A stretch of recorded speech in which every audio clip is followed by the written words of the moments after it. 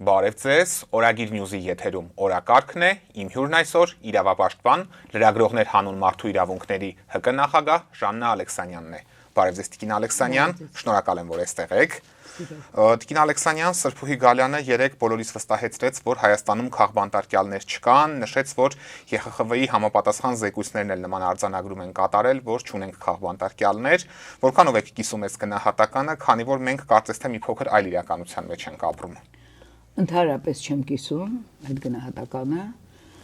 Սրբուհի Գալյանը ասում է, որ մենք անկախ դատական համակարգ ունենք, շատ հպարտ։ Բայց մենք անկախ դատական համակարգ չունենք ու ինքը դա էլ լավ գիտի, որ չունենք։ Բնականաբար ոչ մի պաշտոնյա երբեք չի ասում, որ մենք ունենք քաղբանտարկյալներ, բայց մենք ունենք քաղբանտարկյալներ եւ անդրադառնամ ԵԽԽՎ այդ զեկույցին, որը ինձ ուղղակի ցնցող էր ինձ համար, որ պատահական նախադասություններ էին իշխանությանը աջակցող ավելի շատ այդտեղ հայտնված եւ չկար մյուս կողմի, ասենք եկեղեցու հոգեվորականների կամ այլ ընդդիմադիր գործիչների որևէ տեսակետ չկար եւ այդ զեկույցը ես զեկույց չեմ համարում։ Ես շատ լավ գիտեմ ինչպես էին անում ընդհանրապես զեկույցները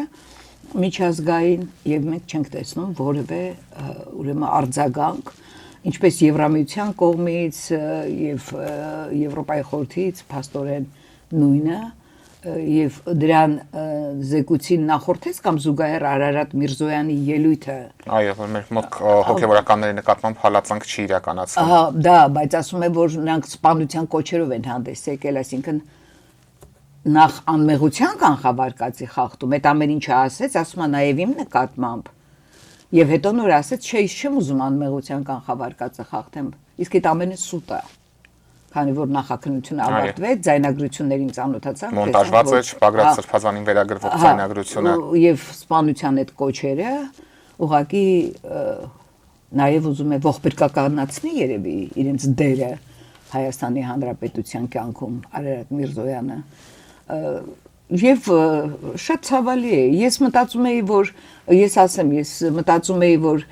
ընդդիմությունը այդքան լավ չի աշխատել չի ներկայացրել փաստերը եւ այլն մեկ երկրորդ մտածում էի սովորաբար այդպիսի զեկույցներ պատրաստելուց հանդիպում են քաղաքասարակության ներկայացուցիչների հետ լսում են իրենց կարծիքները փաստերը Եվ մինչև այս միշտ այդպես է եղել, ես էլ եմ բազմիցս մասնակցել այդպիսի հանդիպումների։ Եթե հիմա ունենք քաղաքասարակություն Հայաստանում կարծես թե քաղաքասարակություն ասելով չգիտեմ ում նկատի ունեն, ես իրանց ասում եմ պալատական իրավապաշտպաններ, չգիտեմ ում հետ են հանդիպել, ինչ են հանդիպել, ես որ չեմ հանդիպել, ամենայն դեպս նման զեկույցները չպետք է գրվեն, երբ որ դուք չունեք այդ տեսակետները չեք հայտնում, իսկ նշանակում է, որ սա միտումնավոր արված այդ զեկույցը, քաղբանտարկյալներ հոգեվորականները քաղբանտարկյալներ են։ Միքայել Սրբազանը քաղբանտարկյալ է։ Խղճի բանտարկյալ։ Այո, խղճի բանտարկյալ ես այդպիսի գրառում արել է հրապարակել էի, նա իր համոզմունքների ամեն ինչով, ինչ ասեմ, նրա խոսքը կոչ չի եղել եւ մենք տեսանք թե դատարանը ինչ ձևով առաջ տանում արագացված ընթացակարգով որ դատապարտեին այդ մարդուն դա խայտարակություն էր ուղղակի այնտեղ նաև փորձագիտական եզրակացությունը կար որ դա կոչ չի իսկ երբ որ Դանիել Իոնիսյանի հետ մենք բանավիճում ենք ինքը մեջ բերեց որ իր օրագրում գրելա որ ես կոչ եմ արել այսինքն օրագիրը ընդհանրապես անթույլատրելի ապացույց է անձնական իրերի մեջ մտնել է մնացածների մասով ասեմ որ այս մենք հանդիպումներ ենք Էջմիածին ենք գնացել մի քանի իրավապաշտպաններով ես Նինա Կարապետյանցը Լարիսա Լադրզյանը եւ ուզում ենք տեսնենք ինչ է կատարվում եւ այնպիսի մանրամասների այնտեղ տեղեկացանք թե ինչպես են ճնշում հոգեվորական ասենք քահանաներին ասենք մասսովորական մարդիկ են իրենց հոգսերով, իրենց ընտանիքով, իրենց անչափահաս մանկահասակ երեխաներով եւ այդ ճնշումները որ կար, որ ու սա մի աննախադեպ մի իրավիճակ է իրոք Հայաստանում, եկեղեցակ հոգեվորականության նկատմամբ այս ճնշումները արտառոց են եւ չգիտեմ երբ է կանգ առնելու եւ ընդ որում բացահայտ ապօրինի հակասահմանադրական հակաօրինական, հակաբարոյական, ես ակրկնում եմ այս բաները, անամոթության, ամբարտավանության, ասենք վերջին աստիճանը։ Ես նույնիսկ այդ իրավապաշտպաններից եմ լսել, որ կաթողիկոսին անվանում են կտրիչ Ներսիսյան։ Ասենք ինչ ամոթ, ինչ անդաստիրակություն, ինչ խայտառակություն, մարդը կաթողիկոս է, դուք պարտավոր եք իրան այդպես դիմել, իրեն այդպես հիշատակել եւ այլն։ Այսինքն այս մթնոլորտը, որ հիմա էլ էս 6-ին արգելեցին, որ քաղաքից, այսինքն անամոթության այն աստիճանն է, որ բացահայտ խախտում է օրենքը ու բոլորը ծափ են տալի իր շուրջը գտնվողները, Նիկոլ Փաշինյանի, հա։ Եվ ինքը շարունակում է, ինչ ուզեմ կանեմ թեմայով, էլի։ Օրենքը ես եմ եւ ես մեկ-մեկ հմեկի վրա որ հայտնվում եմ, տեսնում եմ ոչ թե օրենքին են հղում անում, այլ Նիկոլ Փաշինյանին։ Իսկ այդպես փոխվել է իրավիճակը, էլի հիմա։ Նիկոլ Փաշինյանն է դարձել օրենքը կարծես թե։ Հա, այդ ստերը, որ իրանք բոլորը ստում են անխտիր այդ պաշտոնատար անձինք, էլի։ Այս ամեն ինչին դետալային դեռ անդրադառնանք, բայց ուզում եմ բուն ԵԽԽՎ զեկույցին մասով։ Ձեզ համար հասկանալ էր ինչու են աչք փակում այս ամեն ինչի վրա, սա բացառապես նախընտրական շրջանում Նիկոլ Փաշինյանին աջակցելով էր պայմանավորված, թե այլ շարժառիթներ կա, որոնք մեզ համար տեսանելի չեն դեռևս։ Այլ շարժառիթներ ես չեմ պատկերացնում, բացի քաղաքական այդ մտադրություններից։ Ես կարծում եմ, որ նույն քաղաքականությունն է տարվում, ինչպես Եվրոմիությունը, որը չի թաքցնում, չէ, ասենք, բացահայտորեն նրանք շուտվանից չեն անդրադառնում, բայց այս զեկույցը այնպես էր, որ մենք պետք է զեկույցում տեսնենք, ես օրինակ մեծ հույս ունեի, բայց ես կարծում եմ, որ քաղաքական են նպատակները, Փաշինյանի դիրքերն են ամրապնդում։ Այո, Փաշինյանի դիրքերն են ամրապնդում։ Չգիտեմ կամրապնդեն, թե չեն ամրապնդի։ Ես կարծում եմ, որ մեր ժողովուրդը ճիշտ կգնահատի իրավիճակը։ Այս առումով մեծ ճակատագրական ընտրություններ են սպասվում։ Եվ մենք փաստեցինք, որ եկեղեցու շուրջ լարվածությունը եւս չի հանգուցալուծվում, նշեցիք, որ Գերագույն խորհրդի անդամ 6 եպիսկոպոս արդեն իսկ հայտնվել է մեղադրյալի աթոռին եւ նրանց արգելում են լքել երկիրը։ Ինչպես է կես իրավիճակը գնահատում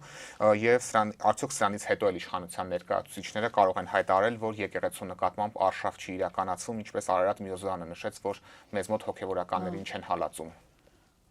Բոլորը ստելու, այսպես վարպետ են, որ ստեն, երբ որ բացահայտ է, բայց ես ասեմ ձեզ, որ միջազգային ինչ-որ տեղաշարժ կա հոգևորականների հետ կապված, եւ ասենք Արարատ Միրզոյանի, ասենք այդ ստելը, ինչ իմաստ ունի, երբ որ մինչև այդ արդեն շվեյցարական այդ կազմակերպություններ կային, կրոնական այդ կազմակերպությունները միջազգային, եւ երեք էլ տեսա հայտարարություններ են հանդես գալի, եւ հիմա ավելի շատ են այդ հայտարարությունները, այդ միջազգային կառույցների։ Ես կարծում եմ, որ ի վերջո հիմա այդ նամակները, այդ ով էր այցելում, փոխնախագահը Դիվենսը, հա, Դիվենսը, իրեն ուղված, Թրամփին ուղված եւ մի քիչ պետք էր լույս սփռել այդ ամեն ինչի վրա եւ մենք նաեւ լսեցինք այդ հավաքին, որտեղ Արամ Վարդևանյանը կարծաց Արցախի հարցով ելույթը։ Եվ Արցախը եւ հոգեվորականության մասին ասեց եւ Սամվել Կարապետյանի մասին ասեց, թե ինչ է, որ պաշտպանում է եկեղեցուն, դրա համար են մարդուն ազատ ազրկել ու ասենք այդ աստիճանի այդ ապօրինությունները բացահայտորեն ինչի է քեզ բերելու չգիտեմ, այդ ինչ հաղթանակներ ես դու դրանով տանելու, ոչ ոք չի տարել, դու էլ չես տանելու։ Իսկ նույն արևմուտքին Նիկոլ Փաշինյանը ինչով է պետք, որ այսպես աչք են փակում եւ աջակցում են, քանի որ մենք առնվազն ձեզ հետ միասին բազմիցս փաստել ենք, որ նա արևմտյան արժեքներ կրող չէ, այդ արժե համակարգի կրողը չէ, ինչու են այսպես սպահում նրան։ Ես հավանաբար, չգիտեմ, քաղաքական ինչ-որ նպատակներ ունեն կամ այդ թրիփի հետ կապված դեռ ինչ-որ հարցեր կան, որտեղ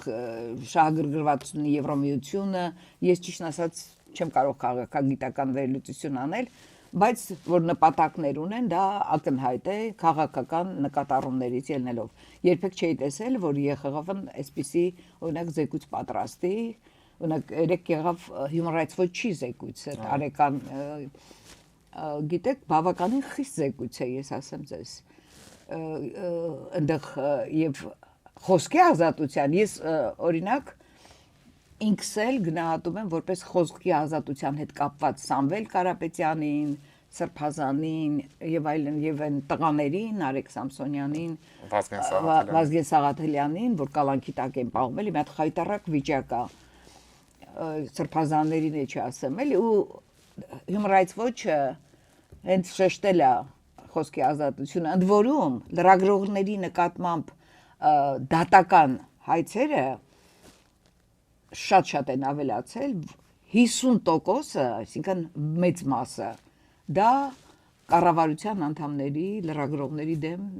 դատարաններ դիմաց հայցերն են, գիտեք չէ, որ Ալեն Սիմոնյան հանդիմում է ու շահում է դատական համակարգն էլ իրենց ինչ ասեմ, ստրկացրել են ոնց որ թե Այս համատեքստում նշեմ, որ Ալեն Սիմոնյանը Օրագիր Նյուզին էլ է դատի տվել եւ դատը շահել է այն հիմնավորմամբ, որ համաձայն չի եղել դիտարկման հետ, որ ինքը ժողովրդի վրա է թքել։ Դատարանը Ալեն Սիմոնյանի պահանջը բավարարել է։ Հա, բայց դա նույնն է, հասարակության վրա թքել է, դա նույնն է։ Ինչ մի ներկայացուցչի։ Հա, իհարկե։ Եվ եթե դու չես զղջում, ված չես զգում եւ չգիտեմ, էլի, չնայած դա զղջալու հարցել չի, կարող է զղջել, բայց զղջար եւ դատապարտվեր եւ մեղադրվեր եւ ինքը չպետք է անպատիժ մնար եւ այդ գլխավոր դատախազը որը չի տեսնում այդտեղ հանցակազմ ինքը հայտարարել է որ այնց մետաղյակեցվածքով մանա գալիս է ազգային ժողովը գալի գնում մի խոսքով կամ ասենք կաթողիկոսի հասցեին ասում ենք սատկացնենք գլուխը կջարդենք հանցակազմ չեն տեսնում կամ դեկտեմբերի 18-ին եկեղեցու Բաքում Մայր տաճարի Բաքում այդ այլանդակությունները որ կատարվում էր խուլիգանությունը իրենք այդտեղ խուլիգանություն չէին տեսնում բայց եթե մի ընդդիմադիր գործիչ նման բան կազմակերպեր պատկերացնում ենք արձագանքը ինչպես այո հիմա այդ տղաներին որ որպես խուլիգանության հոդվածով են չէ իրանց բանարել հա դա խուլիգանություն են համարում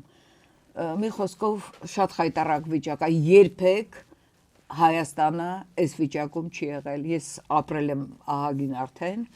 ու մտքիս մեջ անդադ համատում է որ ահա որ էր Մարտի 1-յանը այդ բաները բայց sense որ բացահայտ թքած ունենա ինչ ասում օրենքը սահմանադրությունը որ ես եմ կառավարությունը որ դատավորը կարա ինձ հակադրվի ու իրոք չեն հակադրվում այո եւ եթե մի դատավոր հակադրվում էր ասենք Ռշտունին երբ որ Սարգսակին այդ 18-ի գործով է 18 արդարների գործով որ ազատել էր դուք տեսնեիք ինչ հարձակումներ էր իրանց այն հայտնի падգամավորների կողմից ողջ իշխանական մամուլը թիրախավորում էր դատավորների ցածր մակարդակի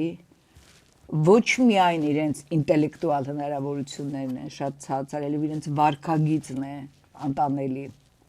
Տիկին Ալեքսանյան, Սուրեն Պապիկյանի հրամանով վերջերս բանակում դադարեցվեց գնդերեցների ծառայությունը, որոշման շարժառիթն ակնհայտ էր, այս մարդիկ ի պատիվ իրենց չէին միացել Նիկոլ Փաշինյանի հակաեկեղեցական արշավին եւ վեհափառի դեմ դուրս չէին եկել։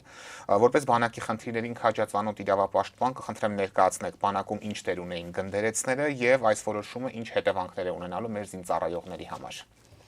Գիտեք, ընդհանրապես փակ համակարգերում, քանի որ ես ազատազրկման վայրերի հետ եմ աշխատում,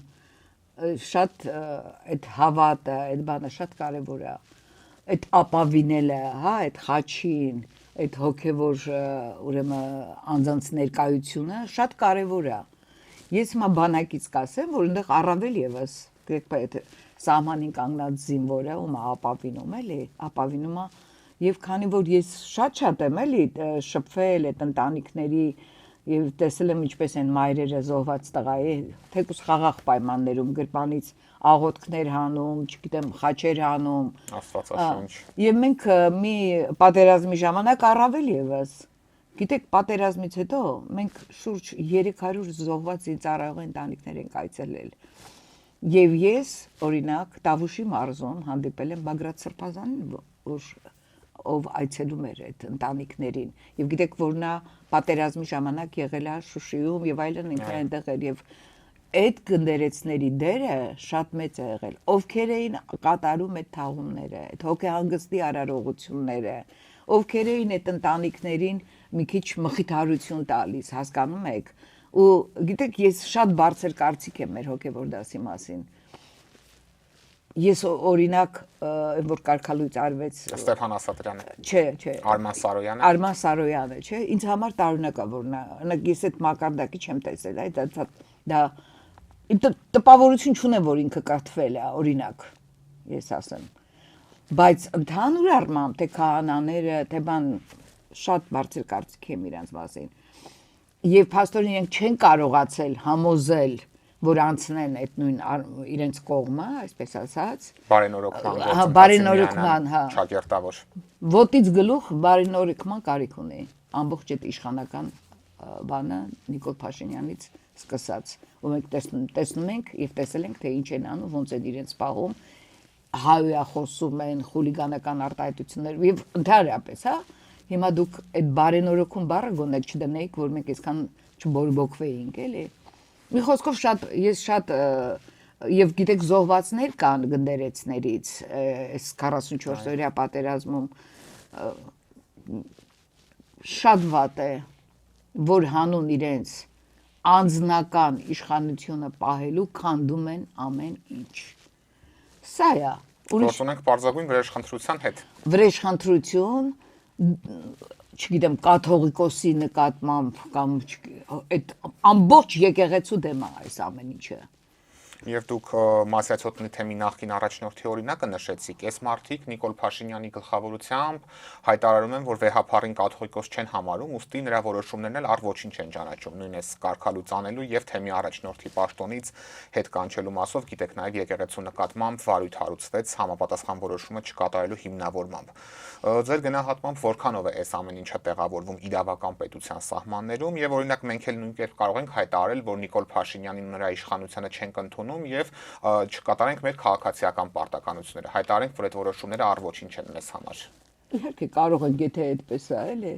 Օրինակ հարկեր սկսենք չվճարել, ասենք չենք ընդունում այս իշխանությանը։ Դե քանի դեռ իշխանությունը իրենց ձեռքում է, մեզ տերորիկ ենթարկեմ, ոնց որ ենթարկում են ամեն օր վեր ես կենում ու մի հատ դիվային ինչ որ բանի է հանդիպում, որ իրանց գլխից դուրս է եկել, որ չեն թողնում, որ այս հանրությունը ապրի։ Հակա օրինական ամբողջությամբ եկեղեցու դեմ ինչ դատարան, ինչ տարանջատություն կա սահմանադրությամբ, այսինքն ես ինչ ուզեմ այն կանեմ, էսա իրեն պետք էր կանխել այդ եպիսկոպոսած ժողովը Եվ ընդհանրապես իրեն ինչ որ պետք է ինքը ամենածայրահեղ բացահայտ անօրինականությանը գնում է եւ քանի որ իր շրջապատն էլ այսպես ասած իրեն ոգևորում է երևի դա անդադ շարունակվում է նույն համատեքստում է ինչ որ խոսեցավորումներ են հա դու էլ իսկում համարես դու վարչապետ Բացառությամբ կոմի փոքրիկ խմբի հա այո դու մենք հայտարարենք որ դու վարչապետ ես Եվ նաև ասում են 51% եւ ավելի շատ ձայն են ստանալու դուք կիսում եք այս լավատեսությունը մեր ժողովուրդը իսկապես կգնա եւ երրորդ անգամ կընտրի Նիկոլ Փաշինյանին այս ամեն ինչից հետո Չեմ կարծում նախ հայտնի է որ չունի ինքը այդ քանակությունը ձայների որ կարողանա 51% թե ինչ են մտածել չգիտեմ կարող է զոհերի գնով լինի դա ես չգիտեմ ես շատ քիչ եմ տեսնում մարդիկ ենել են անտեղյակ զոմբիացած մարդիկ որոնք ասում են որ Հա, չէ, լավն է, բայց որովհետև ամեն ինչ պարզ է։ Ավելի ակնհայտ է, այսինքն եթե դու թոշակառուին արհամարում ես, եթե դու կարող ես 14 միլիոնը հավելյալ դնել գրպանդ ու թոշակառուին ասես, որ դու 10,000 դրամը չգիտես ոնց պետք է ծախսես, ու տենց անամոթաբար բան գաս, ասենք չեմ պատկերացնում, գիտեք, դա այնքան հակամարտկային է որ ասենք որևէ երկրում նույնիսկ չգիտեմ թեկուզ ասիական ինչ չեմ պատկերացնում ոնց կարելի է գրոշները ստացող մարդուն ասել դու չգիտես դա ինչ արհամարանք է մեր քաղաքացիների նկատմամբ մարդկանց նկատմամբ այն ծայրահեղ աղքատների նկատմամբ Սրփուհի Գալյանն էլ ասի չեմ հիշում 6 միլիոն են պարգևավճար ստացել թե 7 միլիոն Հա ինքը մտածում է որ ինքը արժանի է դրան ես լավ եմ սովորել որ ինքը հենց դրան է արժանի որ այդ միլիոնները պետք է ստանա։ Միլիոնները ստանում են Նիկոլին նվիրվելու համար։ Այդ դրա համար են ստանում։ Եվ Տիկին Ալեքսանյան, ձեր գնահատմամբ այս հակաեկեղեցական արշավին, որին մենք տեսնում ենք մեր հանրության ճնշող մեծամասնությունը չի միանում, հոգևորականների շարքում բացի այդ մի քանի տիրադավներից մյուսները չեն միանում,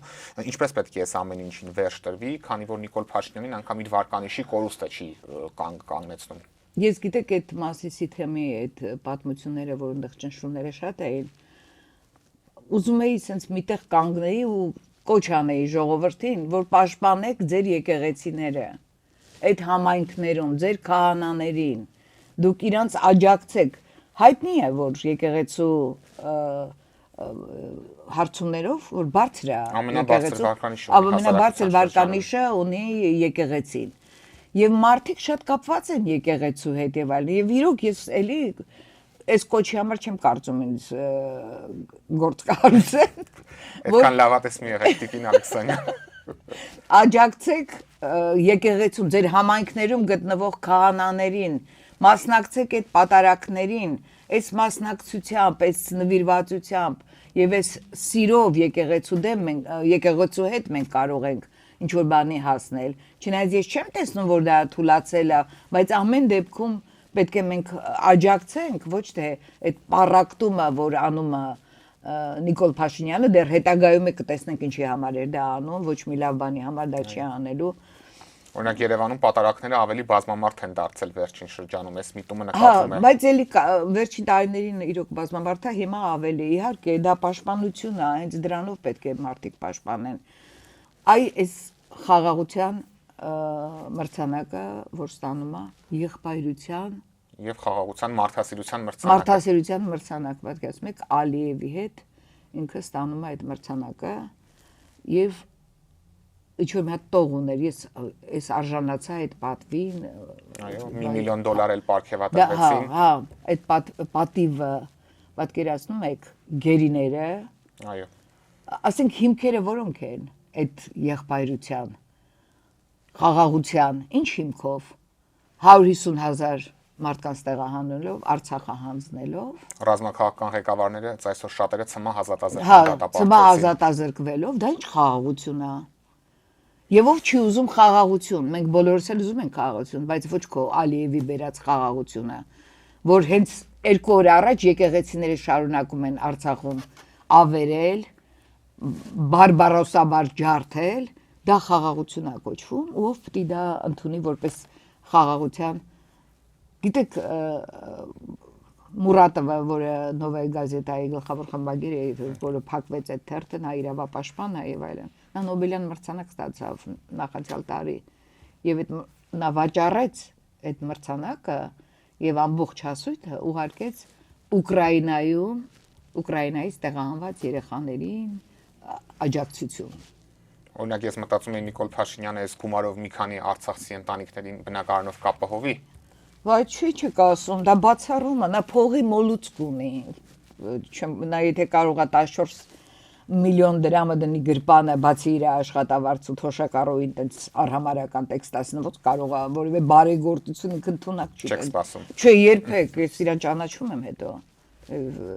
Բացառում եմ ուղղակի, որ դա կարող է լինել։ Եվ մեր նույն գերիների մասով Ֆրանսիայի ազգային ժողովը 3 բանաձև ընդունեց, Ադրբեջանին կոչ անելով անհապաղ ազատ արձակել այս մարդկանց։ Նման բանաձևերը ինչ կարևորություն ունեն, առնվազն հետագայում նոր իշխանությունը սրանք ինչպես կարող է օգտագործել, որտեղ գործող իշխանությունից այս մասով առանձնապես ակնկալիքներ չունենք, վստահ եմ նաև դուք։ Ես գնահատում եմ, որ վերջին շրջանում գերիների, հիմա նաև Անտիլիասի առաջնորդ առաջին կաթողիկոսն է ուղղել Թրամփին հենց գերիների հարցով, այսինքն երբ որ մի տեղաշարժ է լինում միջազգային էս տարբեր կազմակերպություններ հայտարարություններով են հանդես գալի եւ խոսվում է անդադ միջազգային հարթակներում նկատի ունեմ, դա կարող է նպաստավոր լինել քիչ թե շատ, բայց պատկերացնում եք այդ մրցանակը իրենք խաղաղության ստացան ու այսօր ցմահ ազատազրկեցին, այդ խաղաղությունը էլի։ Նույնը նաև մյուսներին է սպասվում։ Դա ինչ մրցանակ է, դրա հիմքերը արյունոտ են։ Դա չի կարող լինել խաղաղության մրցանակ։ Եվ Տիկին Ալեքսանյան, մենք օրերս մի ամոթալի տեսանյութի ականատես եղանք, երբ ոստիկանությունում ոստիկանը այսպես խոշտանգում էր եւ վիրավորում էր քաղաքացուն եւ այդ ճանապարհով փորձում էր ցուցմունք կորզել, բավականին մտահոգիչ արտահայտություններ օգտագործելով, թե եթե նա մահանա ում է պետք, չեմ ուզում բառացի մեջ բերեմ, եթերային էտիկետն էլ թույլ չի տալիս, ինչպես եք այս ամեն ինչը գնահատում, հատկապես իրավական համակարգի այն բարեփոխումների պնդումների ֆոնին, որոնց մեզ իշխանությունը հրամցնում է։ Բռնությունները ոստիկանությունում շարունակվում են ոստիկանական բաժանմունքներում։ Գիտեք, ասենք նաև այն հիմա այդ բարեկները իրենց վրա կրում են տեսախցիկներ, բայց երբ որ բռնության դեպք կա լինում, այդ տեսախցիկները բարձում է էլեմենտներ չունեին, նստած էին, չէին աշխատում։ Հա, ուզում եմ ասեմ, այստեղ էլ ասում էին, որ քննչական այդ սենյակներում բան դնելու են այդ տեսախցիկները, բայց էլի են ասում հիմա այդ դեպքից հետո գրում են թե պետք է տեսա, բայց ով պետք է աշխատացնի այդ տեսախցիկները։ Եթե համակարգը չի ուզում այդ բռնությունից ազատվել, ուրեմն չի ազատվում։ Ոնց կարող էր, այսօր մենք հայտարարություն են արել ՀԿ-ները, ոնց կարելի էր, որ ասենք թույլ տալ դա աշխատի։ Կասեցրել են իր լիազորությունները եւ հաղորդում են ներկայացրել քննչական կոմիտե։ Իսկ ինչու՞ չեք հեռացնում այդ տեսակ մարդկանց համակարգից։ Եվ լիքը ունեք ձեր համակարգում, որտեղ իրենց դա պետք է։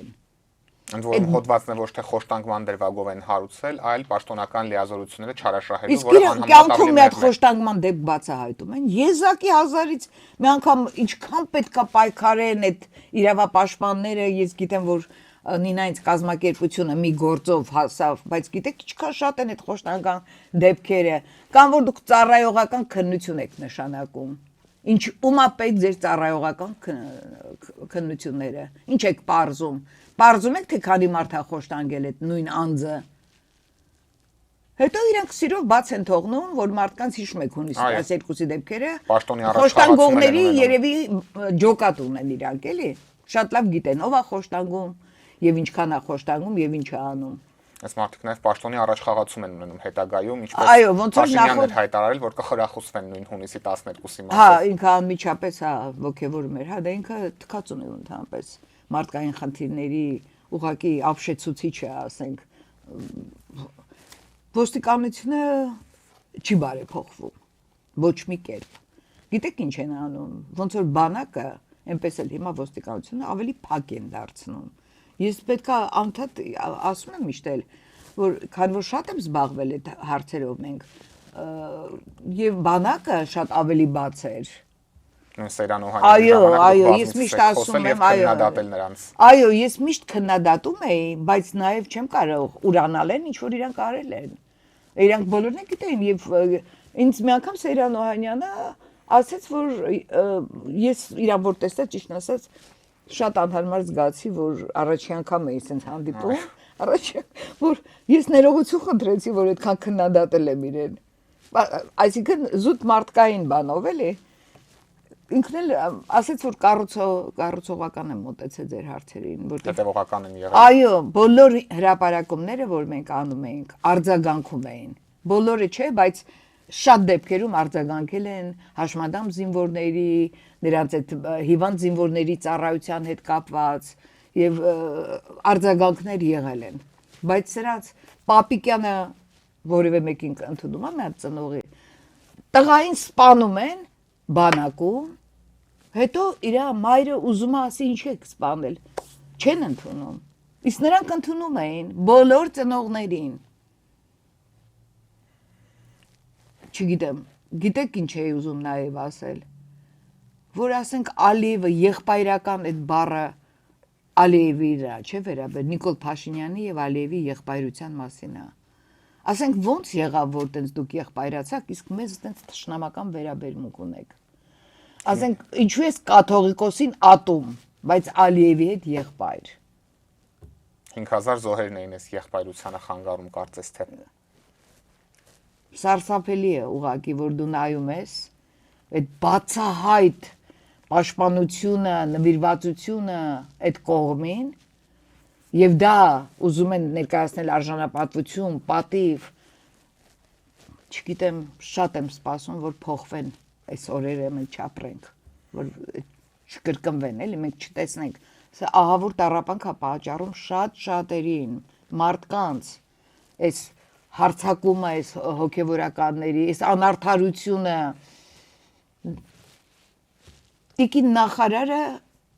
հասկացանք իր նվիրվածությունը վարչապետին, գնահատեցինք, Պարգևատրվեց։ այո, եւ լավ, բայց մեծ արդարադատության հարցերից խոսի։ Այդ ինչ են անում քո դատավորները։ Ով է թույլ տվել էլի, որ ասենք այդ ձևի բացահայտ լկտիաբար որոշումներ կայացնեն այդ ձևի։ Ու այդ մարդկանց պահեն, անմեղ մարդկանց այդքան պահել, որ դուք կանգնեք մի հատ նախադասություն ասեք, որ քաղբանտարկալ չկա, բայց դուք կին եք։ Ու ես մի անգամ էլ եմ ասել, որ երբ որ խոշտանգում են տենց մարդկանց, դուք ված չեք զգում, ես մի հանդիպման ժամանակ այդ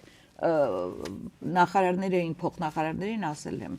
լավ, դու մարդկային ինչ որ բան չունեք ձեր մեջ, որ ասենք վատը զգաք, որ ասենք փակ համակարգում գտնվող մարդուն խոշտանգում եք, տանում օրինակ այդ տղային փակել են այդ մարդուն, ու ասենք նա ասում էր, որ մեռնես, ինչ այդ իրանց շատ պետք է մեռնես, չէ՞, լկտիաբար ասում էր։ Ավելի գրեհիկ ձևով։ Այդ նույն մոտեցումը ունի ղեկավարությունը։ Այն ժողովրդի նկատմամբ։ Հա։ Այս սա է հարցը։ Եվ Տիկին Ալեքսանյան, մեր զրույցի վերջում դուք ձեզ դեռևս իրավապաշտպան եք համարում եւ վերջերս Դանիել Լեոնիսյանը ձեզ մեղադրեց ընդդիմադիր գործունեություն ծավալելու մեջ, ընդդիմադիր քաղաքական գործիչ դառնալու մեջ։ Ես հիշում եմ ձեր քննադատությունները նախորդ իշխանություններին ուղղված, նույն Սեյրան Օհանյանին, ինչպես կարձագանք եք այս ամեն ինչին։ Դե ինքը քաղաքական բառը չօգտագործեց։ Ընդդիմադիր գործիչ, այո։ Ասեց ընդդիմադիր։ Գիտեք ինչի, որտեվ ես նկատել եմ, որ այս իշխանական շրջանակը, իշխանական մամուլը փորձում է ինձ ներկայացնել ընդդիմադիր։ Դրա համար ես Դանիելի հետ ճշտեցի, երբ որ ինքը ինձ ընդդիմադիր ասեց, ես ասեցի դա շանտաժ է, էլի, ինչ ընդդիմադիր։ Ասում է, ես անաչառ չեք ուղակի։ Ասում է, ես քաղաքական կուսակցությունների հետ չեմ կապում, այսինքն ինքը տենց ասեց, բայց այդ միտումը, որ ես քաղաքական, այսինքն շրջանառվում է, բայց ինձ ճանաչում են էլի բոլորը, միշտ եղել է մարդու կողքին։ Եվ եթե ընդդիմադիր բոլոր իշխանություններին ընդդիմադիր։ Բոլոր իշխանություններին ընդդիմադիր։ Եվ ես միշտ մարդու կողքին եմ եղել, հասկանում եք, իմ համար նշանակություն չունի։ Ու այդ ինձ թվում է հասկանալի է, թե հիմա ես երևի Դանիելը մի քիչ ծանր տարա, որ պալատական իրավապաշտպանները ասեցի, ասենք, բայց իրոք այդպես է։ Սկսել են այդ հիբրիդային, եւ սա էլ ասեմ անպայման, ոնց է կոչվում, հիբրիդային պատերազմ։ Այդ նույն բանավեճի ժամանակ այդ հարցը տվեց վարողը, եւ ես ասեցի, որ ես չեմ տեսնում այդ հիբրիդային պատերազմը, որովհետեւ ռազմաբազան է այստեղ, սահմանին զորքեր են կանգնած։ Իսկ մի հատ ORT հեռուստատեսություն չեն կարողանում փակել, այդ պահանջը գալիս եւ գնում է։ Եվ դա ուռճացված է, եւ դա չափազանցված է։ Ավելի չեն էլ ասում ով է վարում այդ հիբրիդային պատերազմը։ Հա, ով է վարում, հա, չեն ասում ով է, երբ որ ամբողջությամբ նվիրված են ռուսական իշխանության, այս իշխանությունը, բոլորը նվիրված են ամբողջությամբ, Փաշինյանի գլխավորությամբ։ Հա, ռուս-թուրքական այս բանի մեջ են, իսկ ռուսներին նվիրված են անվերջ, էլի, հավերժ, այսպես ասեմ, հա, հենց Փաշինյանը ինքը։ Ու